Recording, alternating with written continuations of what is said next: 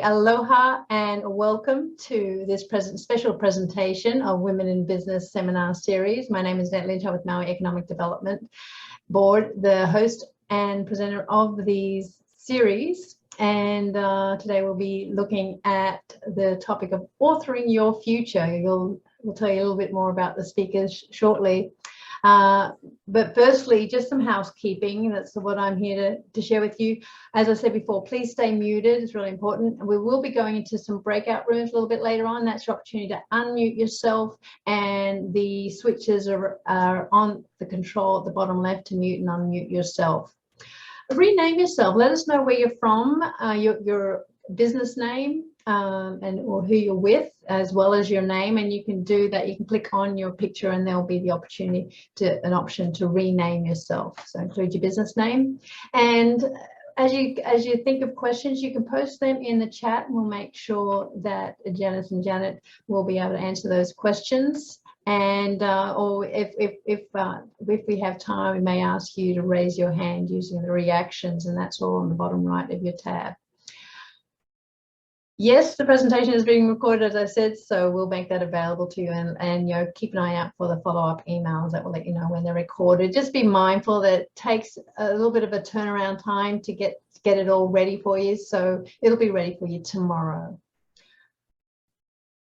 Okay, I am going to, we've got the answer to the poll. I'm going to end it, and I believe I can share those results. So we have, are you thinking about starting a business in the near future? We have the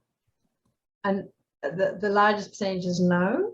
Are you already in a business for yourself? Yeah, the large percentage is yes, 56% and 44%. So there is a bit of a balance there. So I know that's valuable information as we proceed with the presentation with Janice and Janet. All right. So with that, I am going to pass the mic to President and CEO of Maui Economic Development Board. Please welcome Leslie Wilkins. Thank you so much, Annette. We really appreciate it, all your work in putting this together. Well, welcome to MEDB's Women in Business series, and happy Small Business Week. The SBA traditionally sets the first week in May as a time to recognize the contributions of small businesses to our economy, which are known as the backbone of the economy, which provides millions of jobs. We traditionally think that large-scale major industry provides the jobs in our nation, but it is actually the small businesses that have the preponderance of employment opportunities. We wanted to especially celebrate the women-owned businesses that are the fastest growing part of the small business community by presenting two amazing women who will be sharing their experiences and lessons learned in an interactive talk story.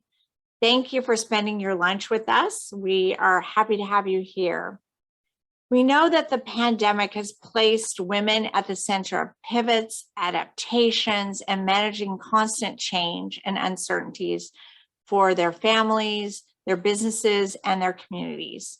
We hope today will provide inspiration and access to resources for the big decision to start a business or grow the one you already own. Here's a look at who is joining us today.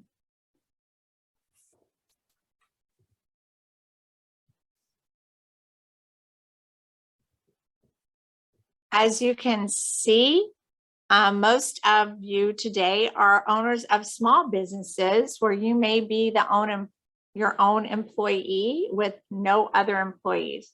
We hope this gives you the opportunity to think about expanding that, growing it, and becoming a hirer of members of our community. It is my pleasure now to introduce our amazing speakers who we're so happy to have with us. Before I make their introductions, I have to thank my colleague, our colleague at MEDB, Gary Albitz, who is one of our coaches in the business development part of our business. He actually personally knows these women and actually was an employee of Janice's. So thank you very much, Gary, for making this introduction. We're just delighted to have them. And first of all, let me introduce Janet Gregory. She is co-founder and principal of Kickstart Alliance, a consulting firm dedicated to connecting clients with their customers. She also is an independent consultant and did that for 17 years, providing strategy and business development and sales planning. She's now working as an advisor, if you will, in an advisory capacity with a few select clients. She's been on the executive team of 2 successful startups in her prior 25 years of corporate experience in Silicon Valley. She is quite a published author, having several books under her authorship. Janet, we're absolutely delighted to have you here. Thank you for sharing your mana'o. Our next presenter, you're very welcome. Our next presenter and co-author with Janet, they said, by the way, that they've had a lot of fun doing this book together and now sharing its contents on a bit of a virtual book tour, I think we can say. Janice Hulse is founder of Global Directions, and in 2012, after a successful career in the Asia Pacific, that spanned over 14 years. She began her consulting career by partnering with other established consulting firms when she returned to North America. She is currently focusing her consultancy work on B2B technology sales, mentorship, and coaching. Janice has more than 30 years of corporate experience with companies in all stages, from startups to Fortune 100 tech giants. And this is Janice's first book. Please help me welcome with a virtual applause of our presenters today. Thank you so much. Thank you very much, Leslie, Annette, and Gary.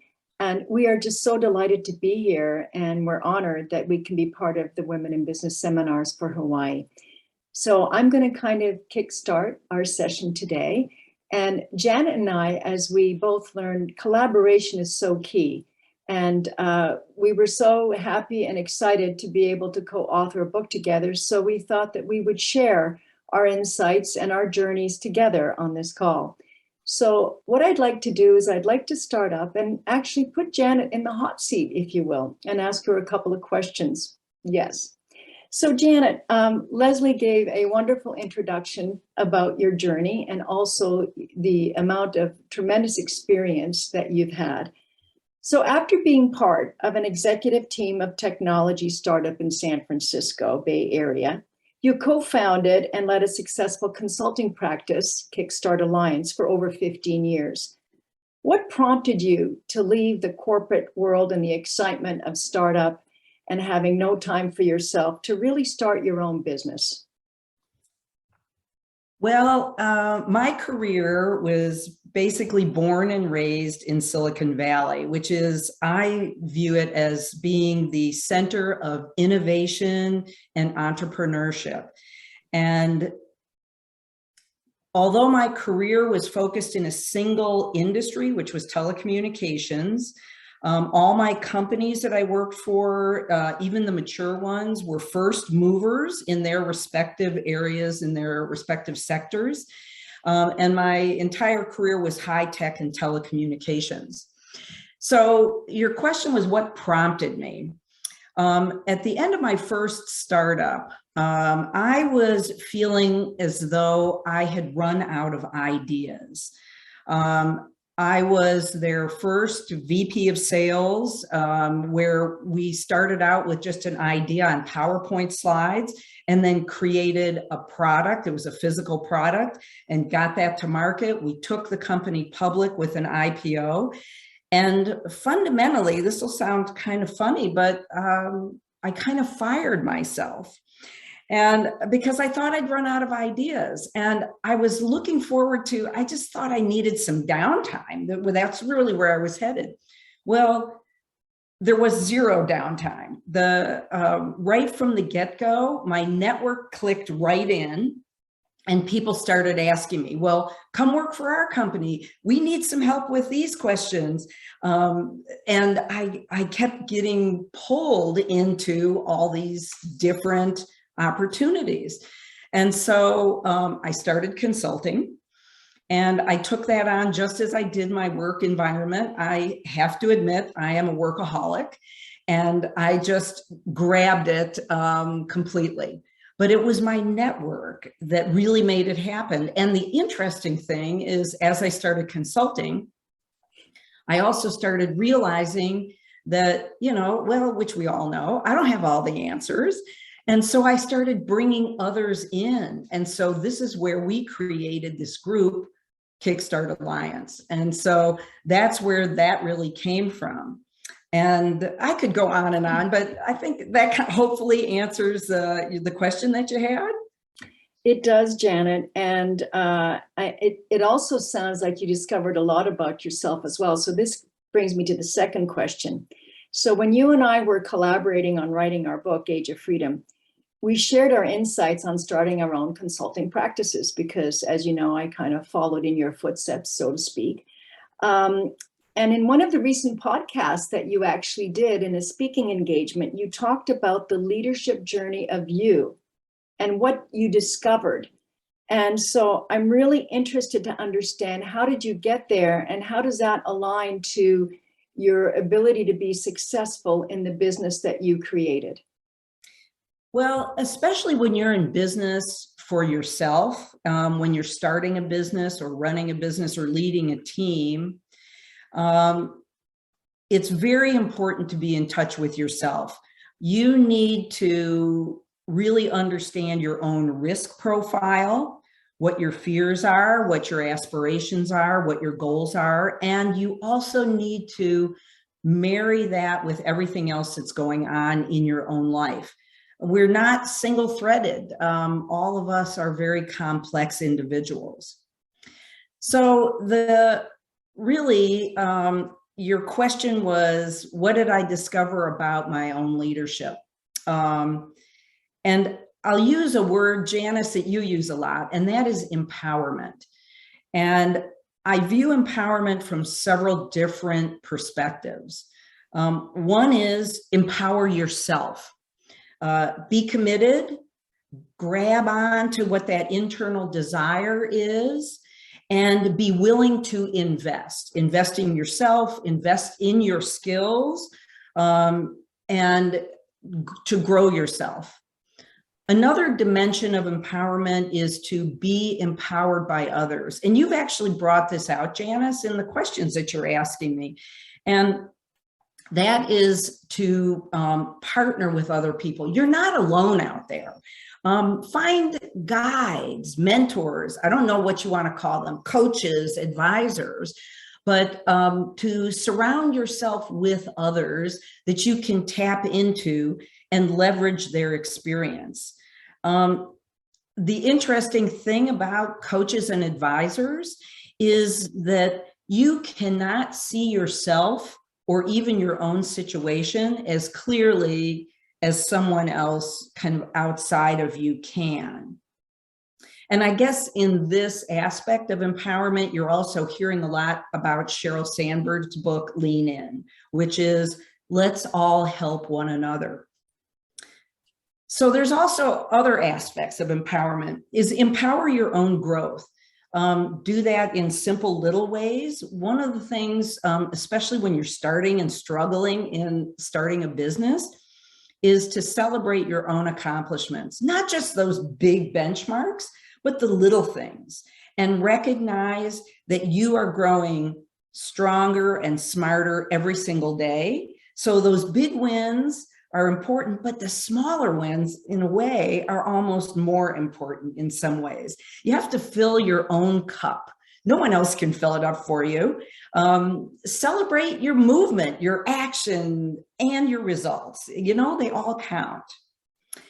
And then finally, especially because we're here with MEDB, is to be empowered by the system and also being empowered by organizations that are out there and can help you.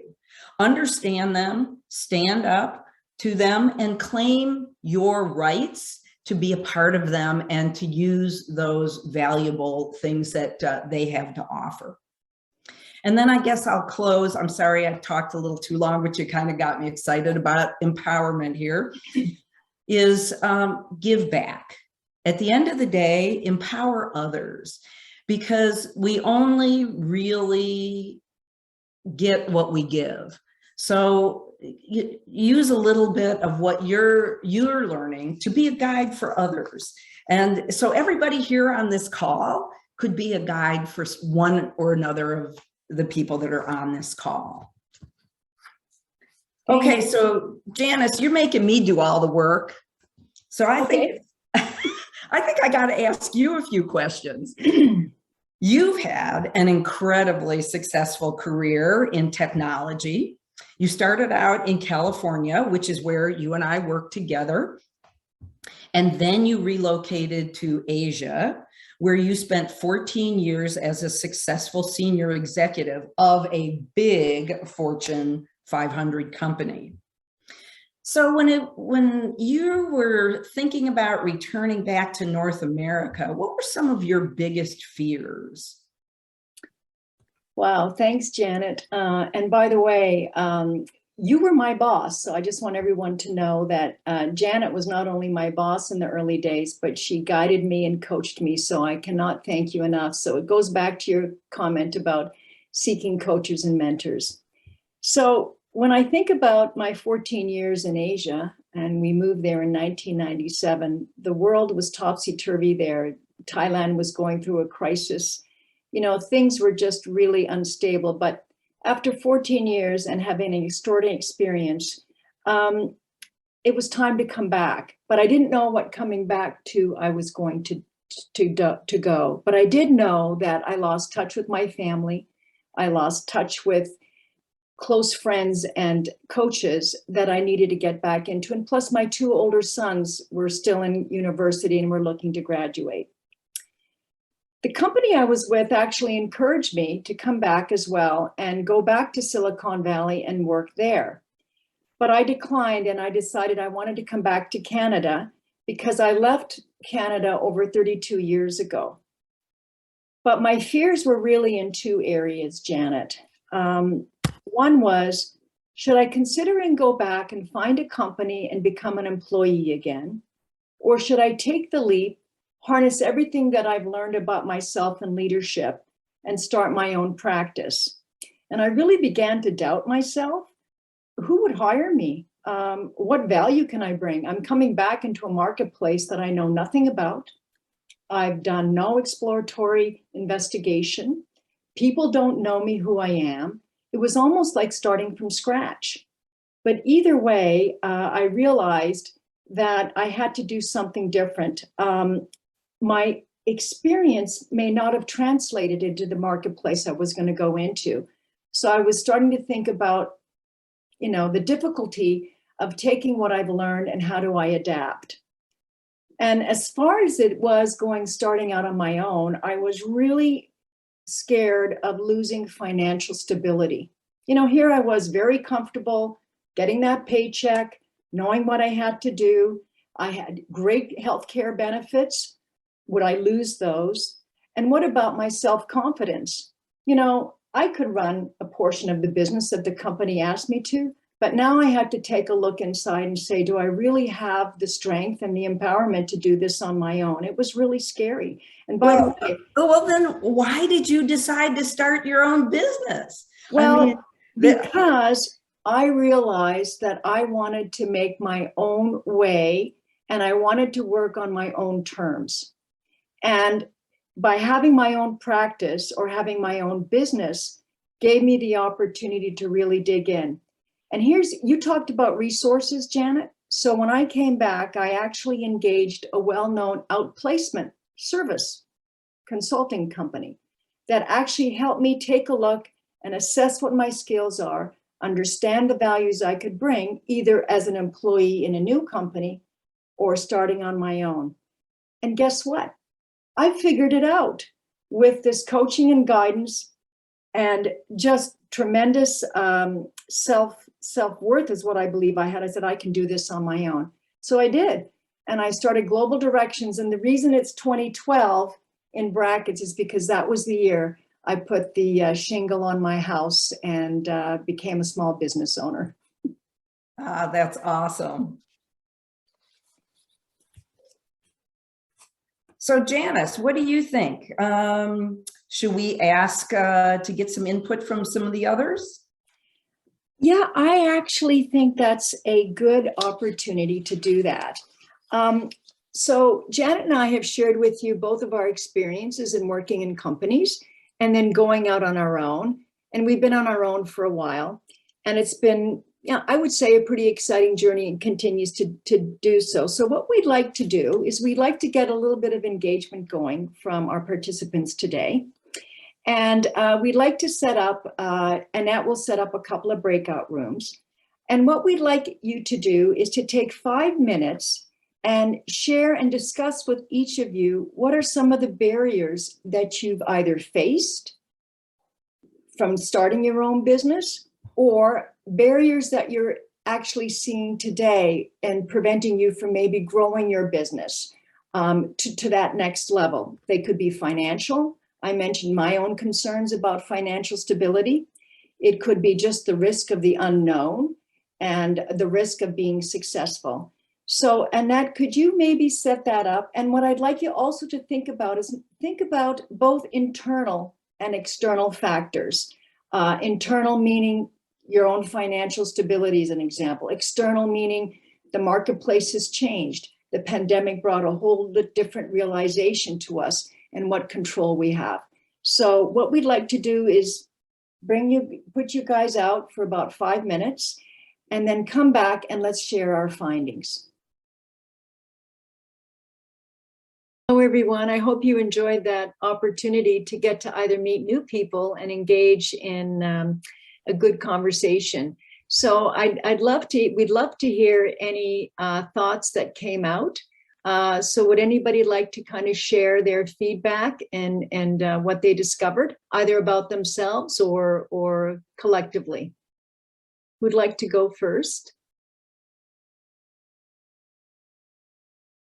How about pick breakout room 1? Yeah, let's go for 1 since 1 starts us off. So I see that there was Gary, Kathy, Latila, and Sherry. Any one of you want to share what you discovered?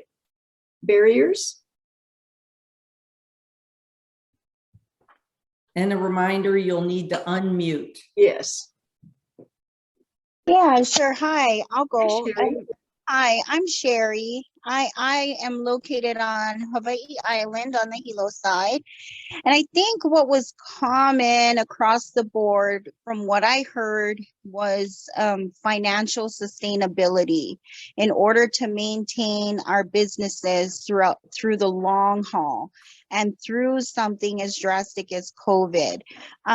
For a lot of us, our business was already established pre-COVID, and we essentially learned through COVID that there are all of these governmental funding programs available for us that we probably would have never known had that not happened, out of pure desperation. So I'll leave it at that, but that was a common echo throughout the room. Thank you very much. That's really insightful, particularly what you discovered. So what the pandemic could actually deliver, if I could say, even in benefits to helping your business. Thank you. Room number 2, we have Mary and Michelle, Raquel, and Summer. Any one of you want to share outside of the financial instability, which I think is probably a common theme we'll hear from all groups? 2 important things mentioned in our group. One was like having a big enough network and enough relationships when you have a business that relies on referrals almost entirely, and being known. And then another theme related to like being able to find help and support in the ways that you need it, and rely on folks to perform at a high quality level. And otherwise you end up doing all the work anyway. So those are, I think, the two common ones. But then the other one I brought up too is like the question of whether growth is always necessary and whether that's an ambition that's right and good for everyone. And I don't think it's true all the time. Maybe growth isn't necessarily the goal, but sort of like, are you fulfilling your purpose and usefulness here on earth to the maximum extent? And if you are, then whatever scale that is the appropriate scale for you. That's fantastic, Summer, because what you just shared is actually some of the key messaging that Janet's going to share later. Matter of fact, you could even be in that book and what you described. So that's excellent. Okay, I think we've got time. Anybody else from the other rooms? We've got room 3 and 4 that want to share.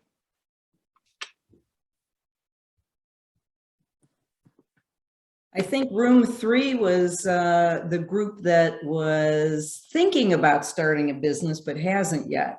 Okay. I see Julie and Sean and Awapui in that group. Awapui, yeah. Yes, I'm Yeah. sorry if I didn't pronounce your name Oh, right. you're fine. Don't worry. It's okay. Okay. We had a good discussion. I think one topic that resonated me with was just getting out of your way, and imposter syndrome was echoed a couple of times. So, you know, that's probably the biggest hurdle, truly, just to get started. Okay, wonderful. Thank you. And 2 more rooms or just 1 more room, Annette? We've got 4 and... No, that was all the rooms. We just had the Okay. 3 rooms. Okay, thank you, everyone. Thank you very much for sharing your insights as well. And what I'd like to now do, and it kind of thinking about what you all shared with us, let's explore the concept of what the magic question.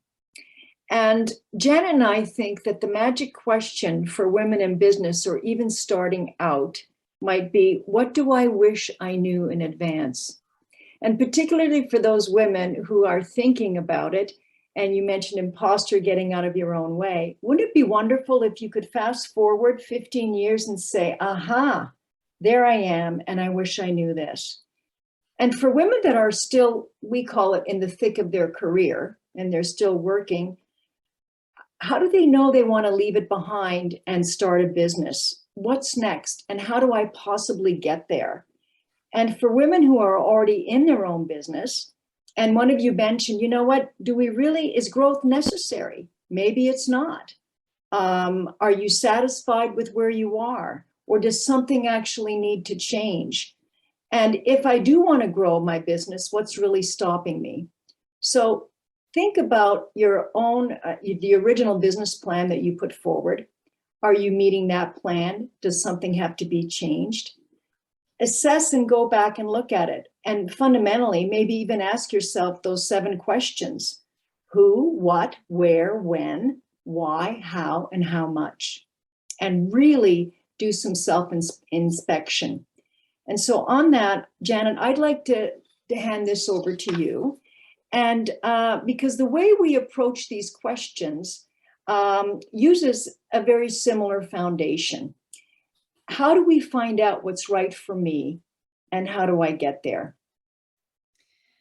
Well, it was kind of interesting in putting the book together.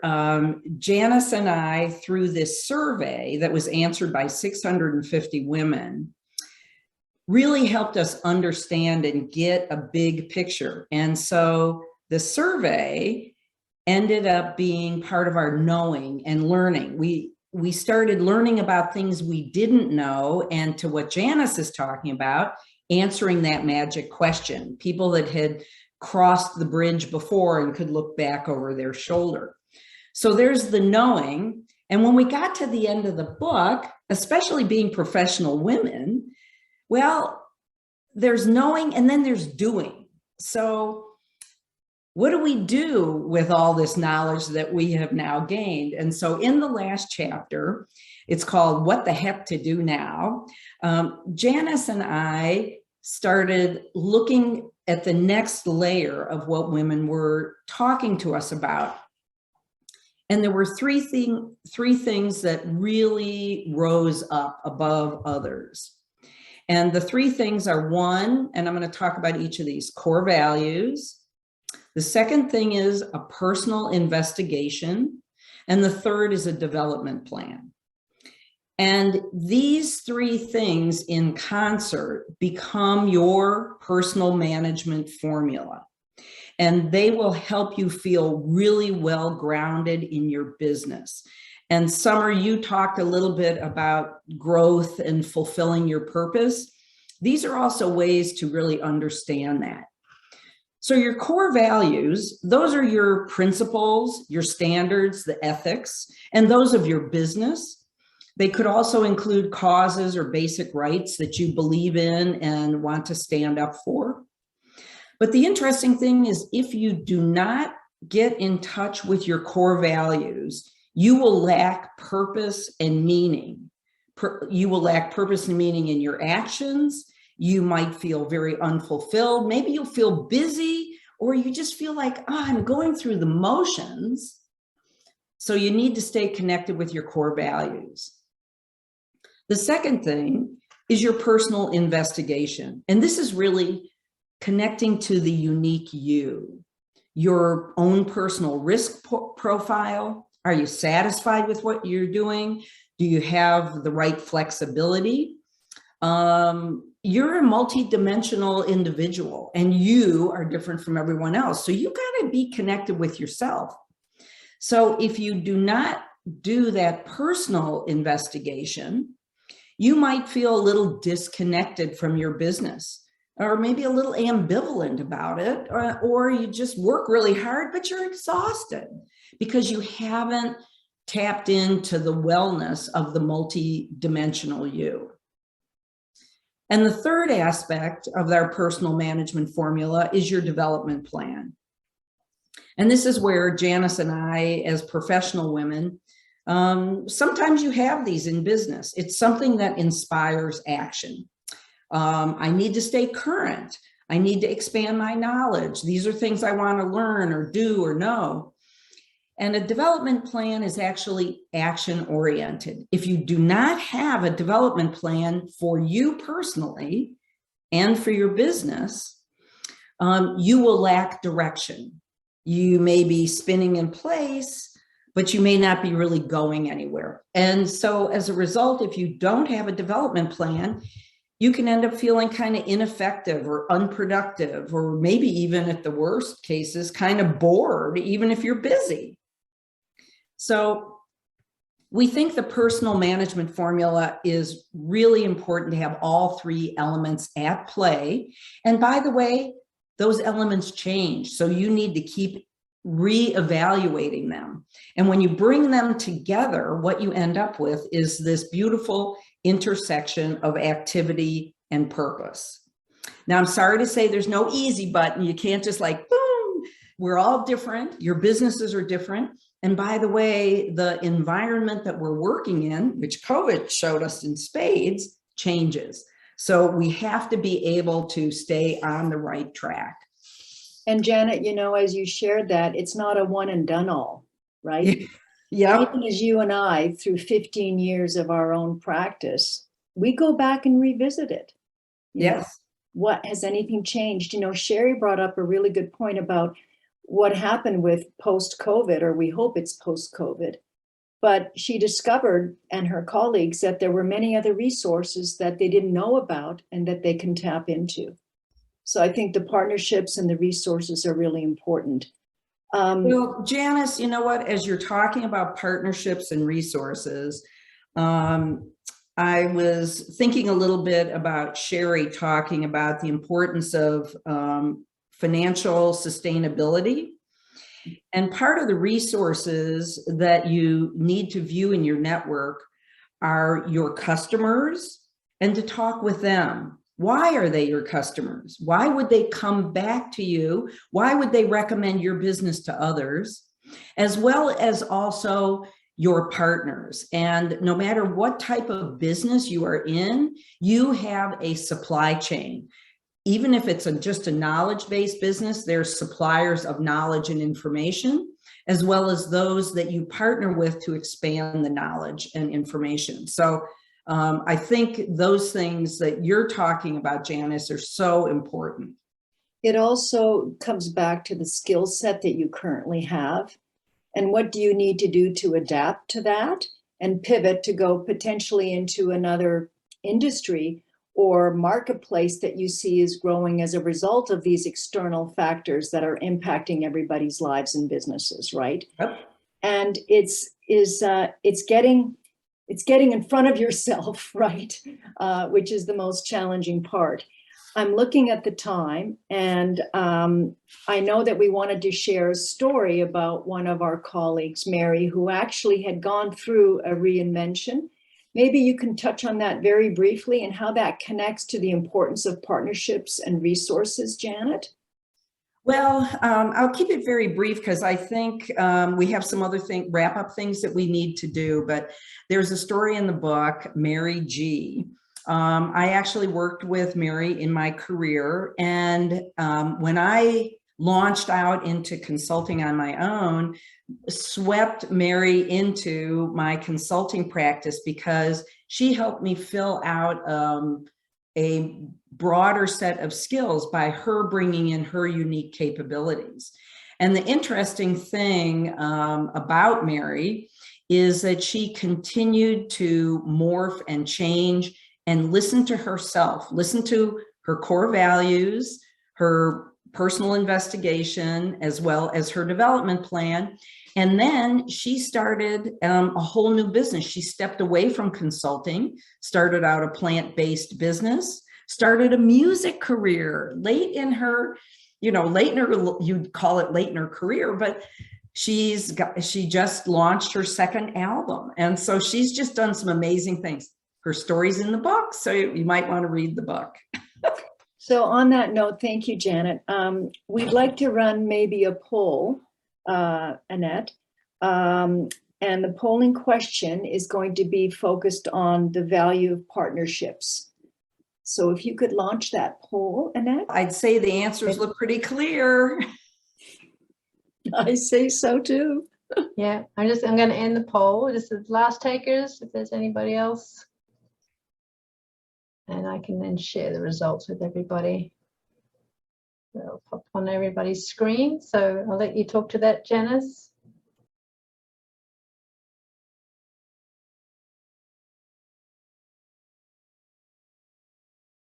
So as Janet mentioned, they're quite, they speak on their own. I'm wondering if we would have launched this poll 3 years ago, would we have seen a different answer? Because of how the pandemic and the marketplaces have changed so dynamically. But we can't go back 3 years ago and ask that question. But it really seems to be obvious that partnerships for the majority of those that responded are critical, whether it's to sustain the current business that we're all in today or to expand and grow it should we desire to do that. And thinking about that, think about the support system you have today, whether it is through partnerships, mentorships, or coaching.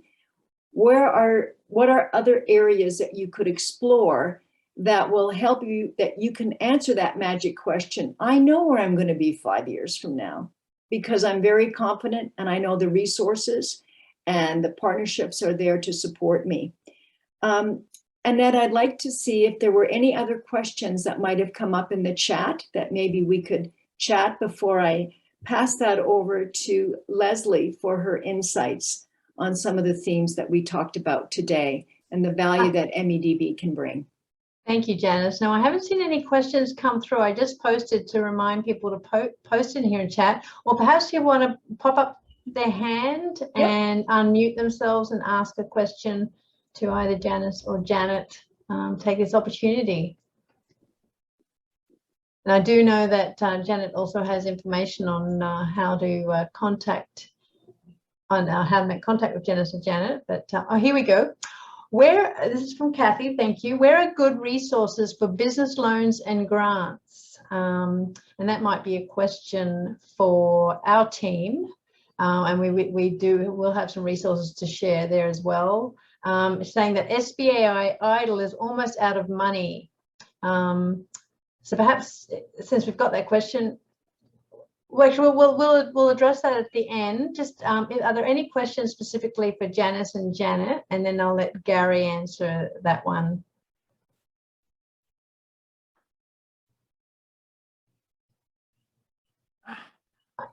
Well, hearing none, may I ask a couple questions? And yes, we will close on resources. I was really inspired by your guidance to celebrate the small wins and be passionate about those. And those are building blocks, because I think we all think that it's like, you know, the first major milestone monetarily in revenues or whatever. Could you give an example of a small win that really inspired you to continue on your path of entrepreneurship? Well, I'm actually going to pull one example from, it was the first startup company that I was with. And what we did was we built, if you will, it was a marathon. And, you know, a marathon, if you're a runner, is 26 miles. And our little wins were each of our first 26 customers. And I don't care if you're in a business that's ultimately going to be 500 customers, 5,000, 50,000, or 500,000, getting those first customers and then also coming back to them and learning from those customers. Those are incredibly important wins. So for me, that was, I guess I would bring that in. Janice, you might have an example of the small wins from your own experience. A small win for me, Janet, was really something that I need to thank and acknowledge you for. And that was when I came back, starting my own little practice of consulting. And you reached out to me to participate in some strategic workshops that we did in Asia and Malaysia, which you mentioned before. And the win that I had was knowing at the end of that 2-day workshop, which we collaborated on, that my feedback from the participants was a solid win. And it gave me the confidence to say, wow, I can do this. They actually believe I can add value and bring value to something that I never thought I'd have the courage and even have the risk to do it. So getting that result back, and did the speaker deliver what they needed to do, and getting a 5 out of 5, that was my small win, but it was really big in other ways. Absolutely. Well, thank you so much for sharing that. And also, you're a great reminder to us that as we're seeking mentors and coaches to guide us on our pathway, that we too need to reach back and mentor and coach, because it's all about creating that pipeline. And even though you may think, well, you know, I'm not a professional coach, you always have life experience and lessons learned to share with others. So that is one of my biggest takeaways. The other thing is I just want you to know that Janet and Janice really wanted to downplay that they have a book for sale, that they wanted to just share with you how beautifully and openly they have shared. But I'm going to do some book sale because I read their book recently. It was a gift to me from Gary Albitz, my colleague who worked with Janet before. I couldn't think of a book that is more relevant to today, because we are at the crossroads of change and career and life. So please, it is a great read, no matter where you are in your career pathway. Even if you're an employee and happily retaining an employee status and not a business owner status, it has many great takeaways. So, and so relevant to where we are today, with women facing so many changes induced by the pandemic. And then the last thing as we end today was saying thank you to Janet and Janice, me personally saying thank you to my colleagues, Gary, who brought Janet and Janice to us, to Annette Lynch, who is masterful in the technology, and Leilani Ventura, who backs her up in that. You encouraged all the listeners today to stand up and get the resources from organizations in our community to demand the access to that. So we have a slide, which is a compilation of resources available. And then Janet and Janice have also agreed to put together a page, a one-pager, if you will, on access to resources and guidance through your pathway to either growing your business or entering entrepreneurship. So we will make sure that gets out to all the attendees. And the one last thing that I wanted to share directly to the question is you're absolutely right. Here are our resources here. They're also on MEDB's website. So please make sure you take advantage of those. These are available here to our local Hawaii community. And the answer to the EIDL situation with the SBA has lots of other loan products. So don't forget to look there. But yes, tomorrow, the 6th of May closes the EIDL application process for EIDL relief funding. So just to put that on one of the questions in the chat. So thank you again. I think we are at time. A heartfelt mahalo to our authors, great collaborators, to Janet and Janice. We are just honored to have you. What a great way to spend lunch today. Thank you very much, Leslie. My 3 quick takeaways to finish up is be honest with yourself, find the right tools that work for you, and get a mentor or coach if you don't already have one. Those 3 things have really worked for me. And Janet, in closing, I think you had three top of mind as well. Okay, well, mine are maybe a little different than yours. First, which I talked a bit about, is build your personal management formula for both yourself and your business.